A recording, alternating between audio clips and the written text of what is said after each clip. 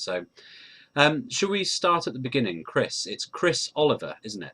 Yeah, it is. Yeah, that's Uh, my name, Chris Oliver. and people can find you on Twitter at Cycling Surgeon, That's right. Yeah, and I've got a and I'll link. flourishing Twitter account. Yeah, Yeah, superb, and obviously I'll link underneath.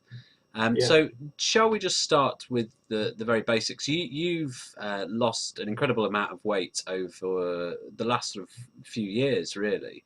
Yeah, it's been about 7 years, I suppose. Since 2007, Yeah, I was pretty large. I was over 27 and a half stone and pretty unwell, and I had metabolic syndrome, and blood pressure was up, and mm, bit of glucose intolerance, and having quite a hard time really. Working and doing any exercise was very difficult. yeah, and obviously this is particularly ironic given the fact that you are in the medical profession yourself, and therefore people assume that you'll naturally know everything there is to know about diets, about health, and all that sort of stuff, which doesn't Yeah. always pan out, does it?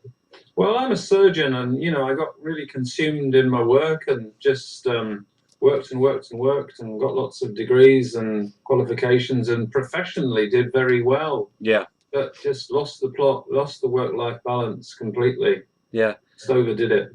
And was it a sort of a stress, a work life thing that caused you to put on weight, or can you identify some of the things that you were essentially doing wrong?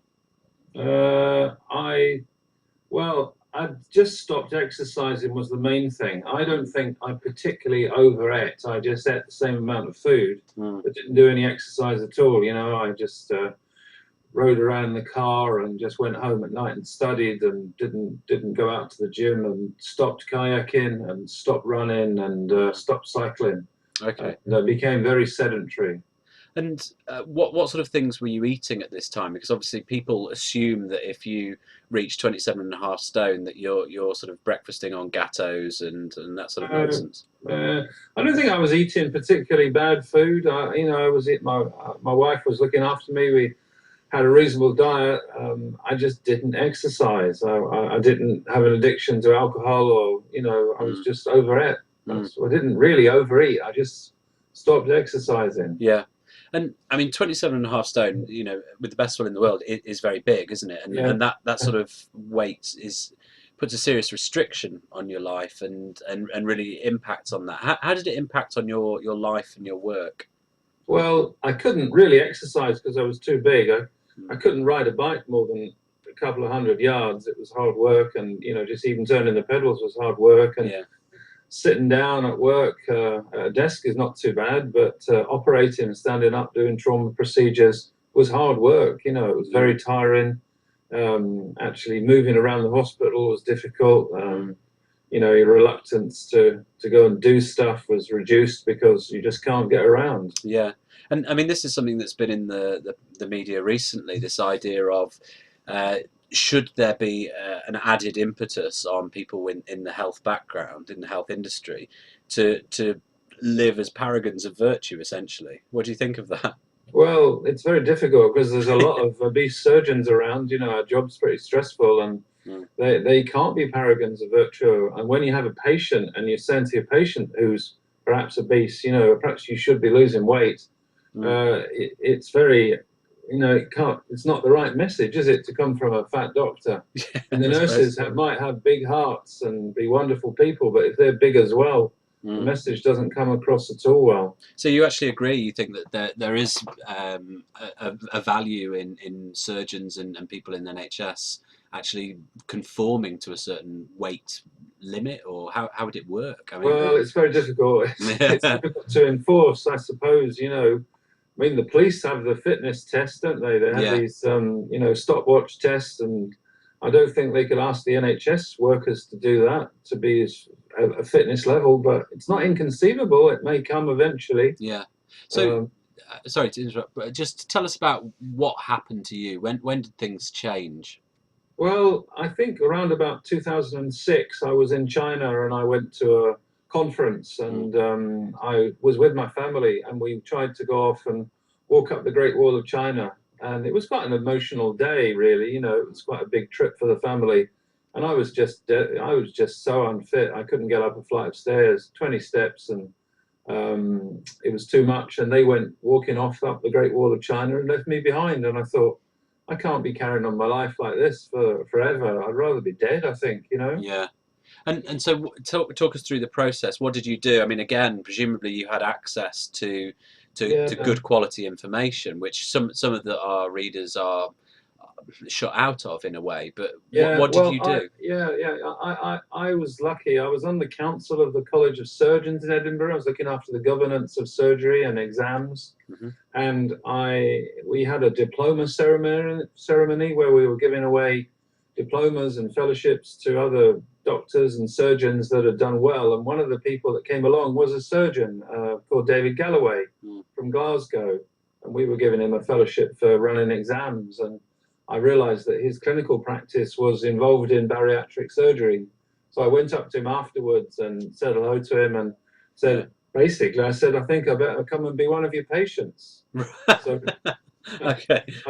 I met him the following week in Glasgow, and I didn't go through any of the normal pathways with psychometrics and stuff. He knew about me Yeah. and just said, "Okay, all right, we'll fix your surgery up in a few weeks' time, and Okay. we'll do a gastric band, an adjustable laparoscopic gastric band."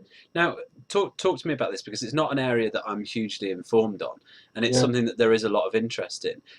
My expectation was that you had to go through a series of, well, effectively jump through a series of hoops that say I cannot lose weight in this particular way.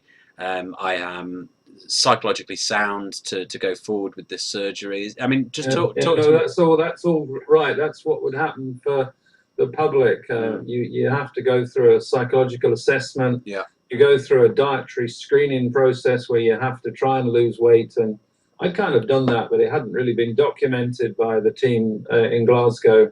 mm, That's right. And bariatric surgery is not the answer for everybody. mm, I tried over many years to lose weight on various diets and had just not achieved it. yeah, And my weight was going up, and I was getting more and more unfit. And we agreed that I'd have a band. And at the time, I paid for that band. It was a private procedure, yeah. and bypassed the health service completely and went privately. Was that just a function of time? Yeah, it was a time thing and convenience, and it just made things easy for me. Bariatric services are growing all over the country now and becoming much more widespread and acceptable. Yeah. But there was no service in Edinburgh where I lived at the time at all. Now, I know that subsequent to that operation, you lost around about 12 stone, didn't you? Yeah. Are you as convinced now that bariatric surgery was the right route for you, or what's your sort of take on it now? Well, it saved my life. Yeah, well, therefore, I'm sure of that, because I Yeah. would have died, had a heart attack, or been consumed by a stroke or some metabolic disorder. So it saved my life. But thinking back, as if I was a younger man, I would think I wouldn't want to have bariatric surgery. It's pretty barbaric, really. yeah, I've had a plastic band inserted inside me to restrict the volume of my stomach so I can't eat, and that band is in forever. It's adjustable. It can be inflated or deflated, but I'd rather not have that band ever. Yeah. And yeah, if I'd have looked after myself better when I was younger, perhaps monitored my weight more, I didn't really think about that. And had kept the exercise up. I kind of thought, I can't do the exercise as well as study. mm. So, And so yeah, from your point of view, it was a choice between, do I want to go on and fulfill my career ambitions, or do I want to live at a healthy weight? yeah, there's a lot of things going on in your head. There's a lot of my professional practice was a lot about peer recognition, about what people thought of me, Yeah, how well I'd done academically, how good a surgeon I was, and all those things are quite important to you as a surgeon and your ego. yeah, To keep driving you on. And I just kept studying and writing more papers and passing more exams. And mm. it was just, in hindsight, I shouldn't have written so many papers. I shouldn't have worked so hard in the evening studying. Yeah. Yeah. When you just talk us a little bit about what happened after that. Was it almost straight away that the weight started coming off? And Yeah, well, yeah, I had a period afterwards of I'm a busy man always. I always like to have a day where I'm doing something. And I had 3 weeks off, and that doesn't happen to me. And, you know, the surgery wasn't particularly uncomfortable, didn't hurt, but I had 3 weeks at home to think. And one of the things I did is I got a few books about weight loss surgery, and decided to write a list of things to do, and thought about how I was going to get fit again. And so this made was a shopping list, a bucket list. oh, yeah, essentially a wish list of things that you wanted to do. Yeah, Do you remember what was on the list still? yeah. It was kind of easy things like going for a walk, Yeah, you know, yeah, and getting back to doing some swimming, yeah, and doing aqua. And I thought, oh, I do aquarobics because my yeah, wife did aquarobics, and I thought, well, that's easy. I can do exercise and not load my joints and get some flexibility back. And I went to the local gym and started doing aquarobics. And then in the gym, they had some bicycles and some spin cycles. And I thought, oh, I'll do spin cycling. And I started doing spinning, and the lessons were 45 minutes. And, you know, it took me best part of a year to get to the end of a class where, you know, I could do everything they asked. You know, you do all this sitting and standing and yeah, hops and things. It took me a year to get to the level where I could keep up with everybody. yeah. I just went, and you know, I didn't care what people think of me, and I made lots of friends with lots of old ladies, and it's quite interesting. Yeah, as probably the only other man in Britain who's also done aqua aerobics, I know exactly what you mean. Yeah, You it tend was to, interesting. And then from the list, you know, I started cycling, and there was a group in Edinburgh called Tricycling, and I'd cycled a lot as a medical student, and then in Edinburgh they were doing like 5 mile runs around town, and I managed to do those. And then I discovered there was a 20 mile group, and I joined that. And then there was a 40 miler group, and I did that. And then I thought, well, if I could do 40 miles a day, and I could do that on a Saturday and a Sunday, I then thought, well, I could cycle Land's End to John O'Groats. yeah, So I did that in 2009. right, okay, That was 1,000 miles. And then I thought, well, I did a load of other things. I started entering triathlons and, you know, doing open water swimming, and started to try and do some running and stuff like that. And I was having a go at anything, any opportunity that came along. I thought, right, well, I'll do that because I missed the opportunity for the last 10, 15 years. I'm going to have a go at that and just get on with it. yeah. And what did you discover during that? I mean, clearly you've discovered a love of cycling given the projects that you've done since. But Yeah. I mean, what did you discover about the? I suppose what I'm getting at is, having been in your situation, I know very much that suddenly uncovering this world of exercise, which I'd previously shunned and said isn't for me, I did very similar to you. I became a real convert and was passionate about it. Is that the same as you? Oh yeah, you get a real passion for these things, and you think, oh, it feels uncomfortable to exercise, and you know, when you're cycling, your legs hurt, but all the benefits of it, the pain doesn't matter. You know, that guy, that cyclist Jens Voigt that just beat the hour record, he has this motto. You know, he used to say, "Shut up, legs." Yeah. And every time I do exercise now, you know, my legs might hurt, and I'm not getting any younger.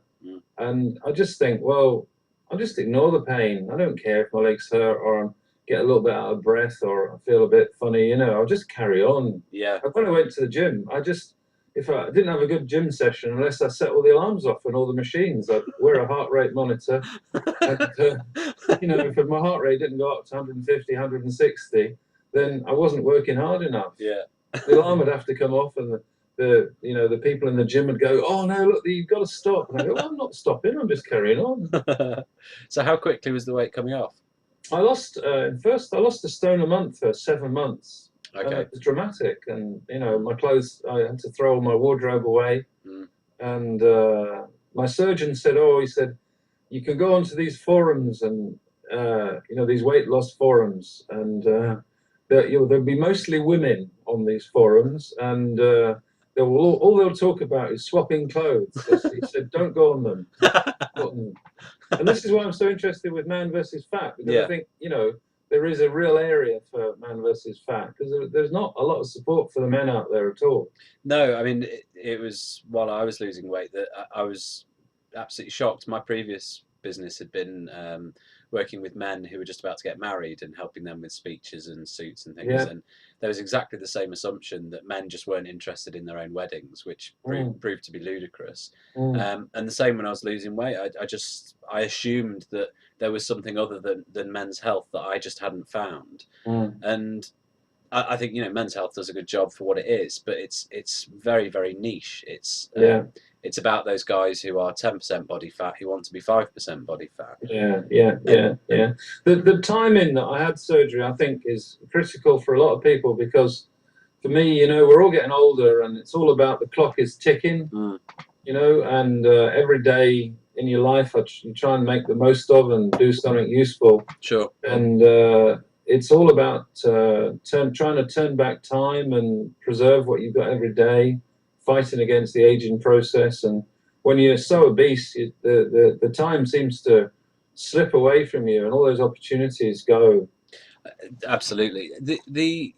Just talk us through. You ended up cycling from one side of the States to the other. How did that come about?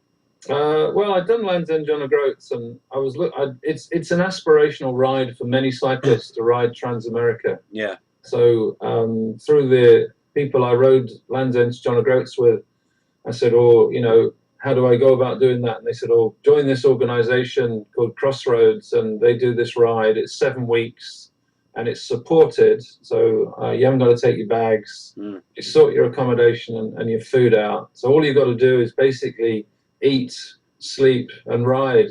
And we're riding about 85 miles a day. Some days were 115 miles. Yeah. And I realized that I could do. They set you up there as targets before you go away. They like you to do ride at 15 miles an hour for 35 miles on a rolling hillside. They like you to have done a couple of century rides, 100-mile rides, and over a period of 3 days do an 80, a 60, and an 80-mile cycle. And I've done all those things. I'm not a fast cyclist. I've never been fast, because I'm still, as a cyclist, I'm a bit heavy still. Yeah. But I knew that I could do all those things. So I just thought, well, if I can do that, and I can do Land's End John O'Groats, I can do it. Fantastic. And what was the experience like? Well, it's a lot of it's mental, you know, because it's in your head about the endurance. It's probably 10% physical and 90% mental, because these are long runs, and you're in the middle of nowhere, and you're one with the surroundings. You've got to live in the present. Yeah. A fantastic journey across the States and seeing different people, different geography, different economics, you know, so much wealth in America, but then so much poverty. Yeah. So it was more about the journey as well, you know, apart from the endurance cycling. Yeah. From when you were losing this weight, and you lost, as you say, 7 stones in 7 months, and overall you lost about 12 stone. Incidentally, what are you down to now? Do you know? I'm about, well, I've gone up and down. Since I lost the long cycles, you don't lose any weight. You basically lose fat and then turn it to muscle. So when I went off to the States, I was just about 100 kilos. Okay. And I'd been about 95 kilos before that. And then now I've crept up. I'm just over 110. But it's because I can't sustain the exercise. I can't be riding 70 miles on a bike every day. Yeah. And in fact, when I came back from the States, I had an interesting time, because it was such a big anticlimax finishing, that I certainly got what people would regard as a kind of post-expedition depression syndrome. Oh, really? Yeah. I got quite sad about that, and you know, it was such a big target to reach over all those years, that not knowing what to do with myself, really. Yeah. Well, funnily enough, that's something that other amazing losers have mentioned before as a byproduct, essentially, of losing weight. In in their minds, they'd assumed that when they'd lost this weight, that it would achieve so much for them, and when it didn't sort of solve every single problem that they had necessarily, then they felt a little bit cheated, that there was this, you know. But I thought this was the answer. Yeah. I didn't think it was total answer, the cycle. And I did think, on the ride, the long ride, that I'd get fitter and fitter. In fact, after 7 weeks, I was fairly tired riding. Yeah. And my energy levels were, fading, because you just can't fill your liver up with enough glycogen Yeah, every day. So at the end of the 7 weeks, I was pretty depleted as well. I'm sure. It took a long time. I think it took about 3 or 4 months to recover from that physically. Wow. Now you are very passionate about weight loss and about sort of obesity issues. One of the things that I'm really interested in what you're doing is this Training Tomorrow's Doctors report that you've done. Talk to us about that. Why have you done that? What is it, and what do you hope it'll achieve? Well, we got involved with Exercise Works. There's a lady called Anne Gates that's a pharmacist down in the Midlands, and she set up an organisation called Exercise Works, and it's about promotion of physical activity. And she's written lots of videos and education material. But one of the things she thinks is key is getting physical activity integrated into the training curricula of all the medical and surgical sciences, not just the doctors, but the surgeons and the nursing staff. So we've gone after the leading bodies, the Medical Education Council that looks after medical school training, to try and get it integrated into undergraduate training. And then organisations like the Royal College of Surgeons in Edinburgh today have just launched their educational program for physical activity on a global basis with exercise material, and they see surgeons as a very good way of saying to patients, consultation, say, well, how much exercise are you doing? What would you like to do more exercise? And could we get you fit before surgery? You see, I know that there'll be people applauding this on the forums, because it's something that's so essential to health and vitality normally. But why is it taking people like you? Where is the common sense further up the chain that sort of says, actually, a healthy person is someone who is fit, someone who takes a view of their nutrition, and someone who, and then you can deal with individual issues, medical issues, as they arise. But there's so much 75% of cancer is related to weight. I mean, how is that not a bigger thing? Well, it's an interesting question. I think society's changed so much, and obesity has become almost normal. The chief medical officer in England, Sally Davis, I think, was saying that we've reset the clock. Obesity is normal in modern society. 20 years ago it wasn't. We know how much society's changed, and I think we've just lost our way a bit. And there's lots of organizations now are getting onto physical activity promotion, and organizations like yourself, Man vs. Fat, all the Royal Colleges of Medicine and Surgery are coming in and all saying things. I think it just needs some great leadership from people to guide us a bit better. There's a lot of opposition from the food industry. They don't like it. They'll come chasing after us. Yeah, which I mean is completely the tail wagging the dog. But other than the fact that, in terms of lobbying budgets, it's the tail that has the majority of muscle. But thanks ever so much for your time today, Chris. As I say, I'll put the links to where people can find you online and to read more about the report that you're doing, which is Training Tomorrow's Doctors. Could you just finish by giving some advice to people who are in where you were, essentially? There's a lot of our readers are 20 stone, 25, 30 stone plus. What would you say to them? I think you just got to get good professional advice from people who know what they're talking about. From if it's nurses or doctors, you've got to find the right person with the right knowledge to talk to, or the right organizations to talk to. People like Man vs. Fat, Exercise Works, these are great organizations. The Royal Colleges are trying to do the best they can, Yeah. And what we always ask for our amazing losers, one, thanks ever so much for the inspiration, but also you're available on the site as well, aren't you? People can find you through Man v Fat. I think you joined earlier. Yeah. So Yeah. I'll put your username on there in case people want to ask questions about bariatric surgery, about exercise, and potentially even about consultant trauma orthopedic surgery. Yeah, I get a lot of that. I get a lot of cyclists now, and people come after me here. Yeah. Excellent. Good. Thanks ever so much for your time, Chris. Take Well, care. that's very good. Thank you. So just tell me